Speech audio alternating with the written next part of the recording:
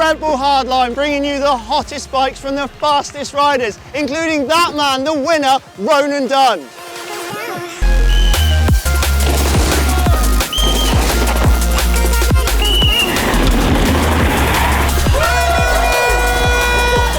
We're here with Ronan Dunne, fresh off winning Hardline Tasmania and just taking a win on the last World Cup in Poland. Ronan, how's it going? Yeah, pretty sick. Just finished quality day today and yeah, can't beat it. Fastest qualifier here. Can you tell us a bit about the bike you're riding here at Hardline? Yeah, so this is my new Mondraker downhill bike, not a Summum. I don't think we've gone on a name yet. There's some really interesting stuff about this bike. So I've been told that you and the team are all on the same size frame. Yeah. But you've got chips behind the headset to change the sizing? Yeah, so we have headset cups here to adjust how long and slack you want it. So right now I have it fully maxed out. I think the reach is 495, so it's a big old bike really. What are these crazy things in the back end, in the swing arm? Yeah, so back here we have the rear braces obviously to adjust the flex of the bike. So we threw in the brace here for our quali runs and just to give a bit more stiffness. It might be a little bit looser, but it's faster. And then on the middle brace, we have 3 different ones. So there's obviously thick, medium, which is this, and then a thin one, which is on my World Cup bike. And then also we have a top brace and a bottom brace. You can really play around it, but right now I'm loving it. That sounds fascinating. That's proper fine tuning. Yeah, that's really fine tuning, not with suspension, it's with flex. So it's kind of quite cool and unique, really. Another thing we've seen about this bike is there's 2 bolts under the down tube, and you've actually got a big metal plate in your frame. Yeah. Can you tell us about that? So our frames have a hole here. We have 500 grams of, I think, steel under there, just to give a more weighted feel to the bottom bracket, because it just keeps the bike planted, and just when you start to get loose, it will kind of like a motocross bike and an e-bike ride. If you ride an e-bike, bike feels amazing. Give that kind of planted feel. It does make it a little bit heavier for jumping, but overall it's just way more planted. Fantastic. Well, let's move on to the suspension. Yeah. So what tune do you run at Hardline compared to your World Cup settings? Yeah, so right now actually we didn't change a whole lot crazy. This bike's actually, I've never hit this bike on jumps this big, and I was kind of curious to how it would respond, but right now it's actually giving me really good feedback. But we put on a slightly harder tune on the shock for those big G-outs really. Our World Cup tune is a lot lighter, more supple, so we just put on that hard tune just because you have the 90 footers, you have the drop off after the renegade where it's just huge impacts and you just would blow out. And then on the fork, I usually run 88 PSI for the World Cups. Now I'm on 92 with an extra token, so just a little bit more sport, because this track is, if you don't, and you'll just, yeah, the bike's not going to recover in time. We can see you running a mullet wheel setup on this bike, and you got carbon E13 wheels, is that right? Yeah, so carbon wheels, which is first time on carbon wheels, which I'm really liking. To be fair, the E13 aren't too stiff, no problems at all yet, so it's quite nice. You've got a rather exciting rear hub on this bike. What can you tell us about that? Yeah, this just gives you that no chain feel while riding, no pedal kickback whatsoever, but it only kind of engages when you start to speed up. So on off the start line, you're not going to notice it, but once it starts to speed up, it'll be gone. So your mechanics told us it's a system where the ratchets disengage and that isolates the suspension from the drivetrain's movement. Yeah, exactly that. Yeah. I don't know how to describe it, but I just say she doesn't give me any pedal kickback and that's perfect. So, but yeah, it is pretty sick, like you said. Just for the viewers at home, there's a bottom bracket shuttle that bolts into the frame. So you can actually change the bottom bracket height without changing anything else. Yeah, so yeah, just literally bolt out, put in a new one, and you have a lower bottom bracket. So it's pretty sick to play around with that. It's so much to adjust. And then also we have flip chips here on the shock that we can play around with to make how progressive and linear the shock is as well. So much. Usually setup isn't my thing. I just ride the bike, but this year we've kind of been fine tuning it and it's definitely showing its place, so it's pretty sick. Happy days. Thanks so much for sharing that with us, and best of luck in the race tomorrow. Thank you very much. Cheers.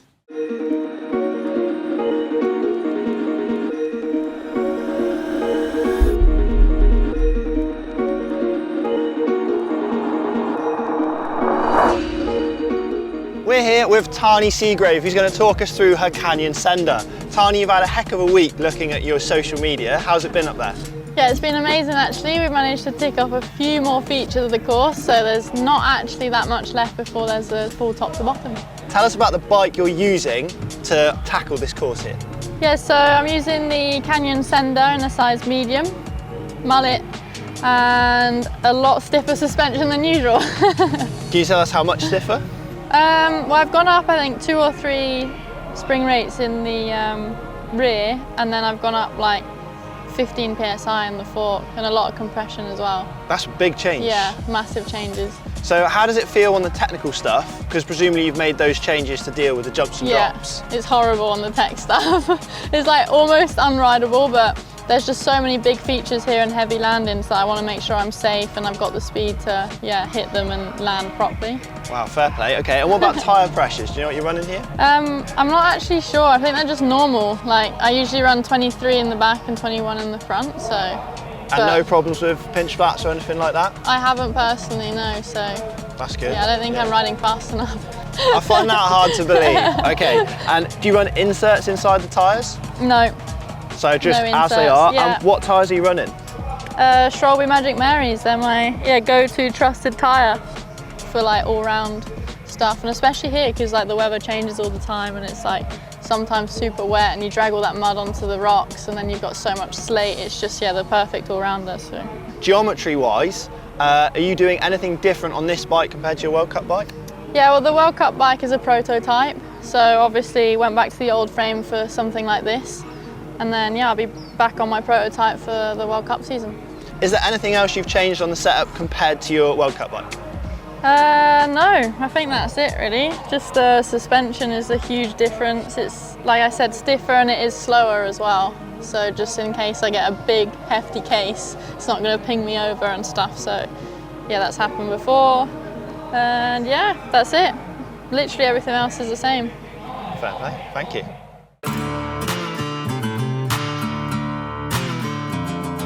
We're here with Jono Jones, brother of Matt Jones, and rider here at Hardline. Tell us about your setup for Hardline. How do you like your bike set up for this event?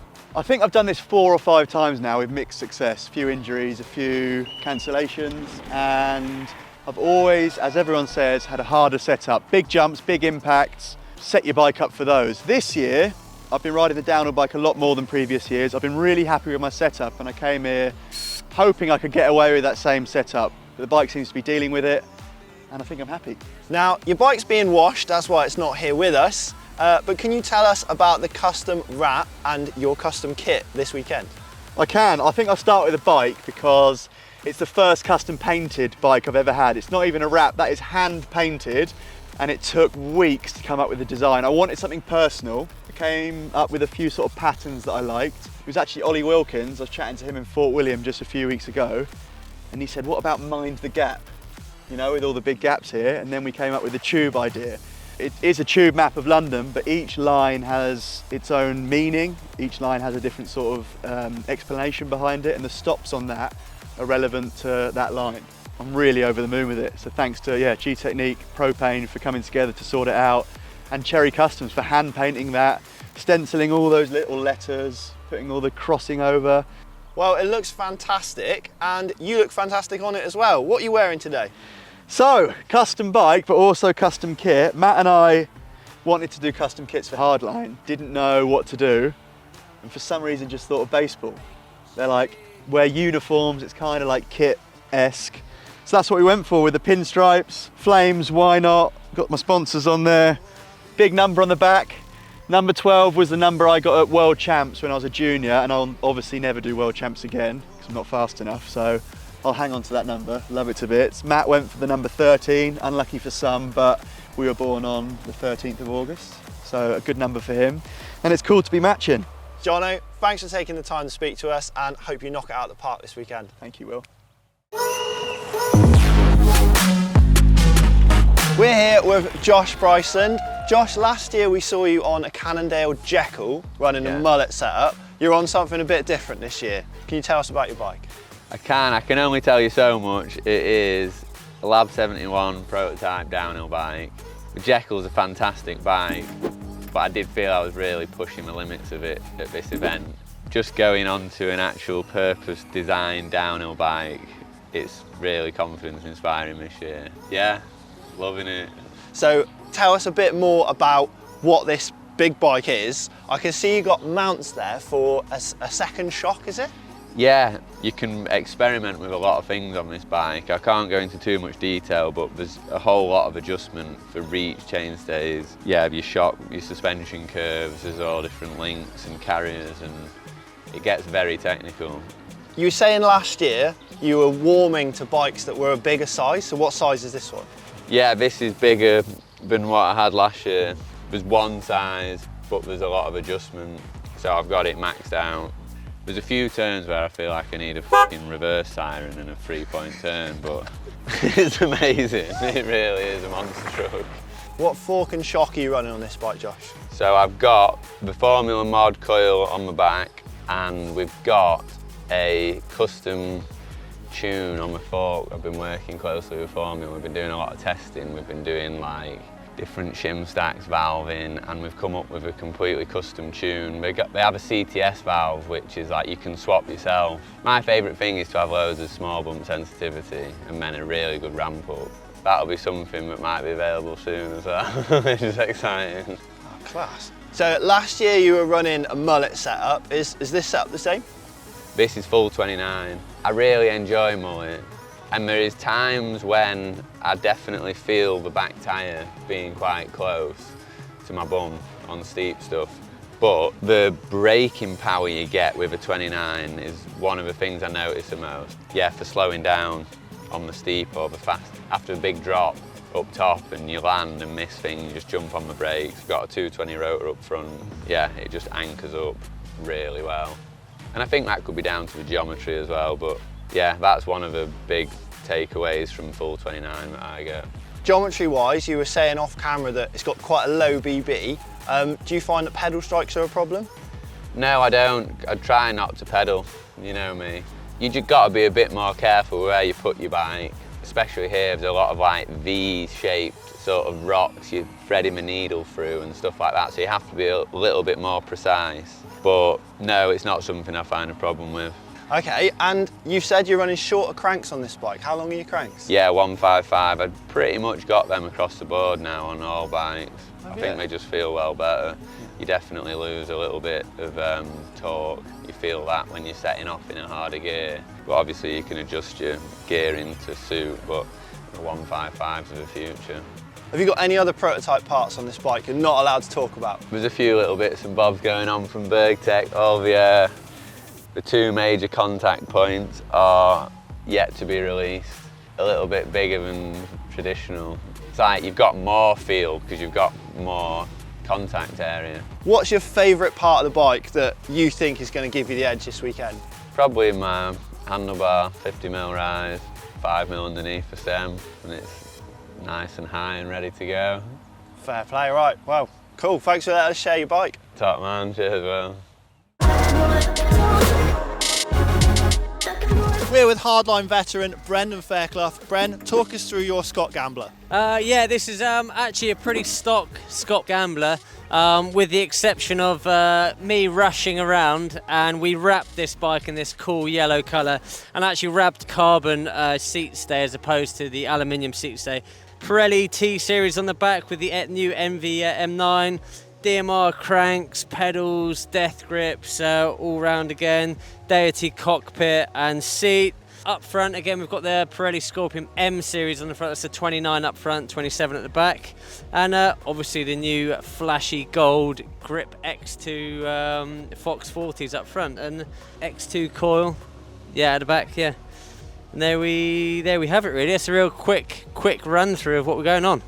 So when you went to the new Fox suspension with the Grip X2 damper on the front and the new GHX2 on the back and the aluminium seat stay for the 27.5-inch wheel, did you notice any difference? Honestly, like, setting up downhill bikes is one of the hardest things to do because you blame everything apart from the bike, and there could be a rock in the way or a different weather condition, or the track could have deteriorated. There's so many different variables, but I think when you have an engineer telling you that that's prime, that also really helps in your head, and then you can really have that as a base setting and then work off that. So like the aluminium rear swing arm is to help lift the back end of the bike up when it's in 27, 29, like mixer setting. So that helps keeping the bottom bracket off the floor and keeping it a bit more balanced like that, keep my weight forward. New suspension is just game changer. So excited with that. It just feels like so much small bump sensitivity off the bottom. So yeah, really stoked on them. Pretty much all I've changed for this race is I slow up the rear of the bike a little bit, because I feel like there's so many big hits consistently on the way down. Getting bucked is not something I want to experience. And what about pressures and springs? So your suspension pressures and your tyre pressures, do you change them at all for hardline? The forks on pretty similar, between 92 and 95 psi, pretty high, 550 pound spring. I have gone, like I said before, a little slower on rebound to avoid those bucks. And tyre pressure same, 22, 27. So reasonably low with pressures. Do you run inserts, or do you find the Pirelli tyres are tough enough as they are? Honestly, I think the tyre and rim combo are just absolutely unbelievable. Like with these new M9s, there's like a plastic strip that goes on the inside, so even if you were to dent your rim, you're never going to lose pressure. So yeah, it's incredible. Like you're never going to get a punch with these. And when it comes to geometry of the bike, things like cockpit height, angles, do you run it the same as at hardline as you ran at, say, World Cups last year? Yeah, exactly the same. Just got a 10mm spacer underneath here. Pretty stock setup. No 80mm high riser bars or anything. Cheers, Bren. Thanks very much.